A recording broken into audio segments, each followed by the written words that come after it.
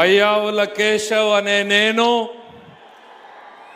శాసనం ద్వారా నిర్మితమైన భారత రాజ్యాంగం పట్ల నిజమైన విశ్వాసం విధేయత చూపుతానని, భారతదేశ సార్వభౌమాధికారాన్ని సమగ్రతను కాపాడుతానని, ఆంధ్రప్రదేశ్ రాష్ట్ర మంత్రిగా నా కర్తవ్యాలను శ్రద్ధతో అంతఃకరణ శుద్ధితో నిర్వహిస్తానని, భయం కానీ పక్షపాతం కానీ రాగద్వేషాలు కానీ లేకుండా రాజ్యాంగాన్ని శాసనాలను అనుసరించి ప్రజలందరికీ న్యాయం చేకూరుస్తానని దైవ సాక్షిగా ప్రమాణం చేస్తున్నాను.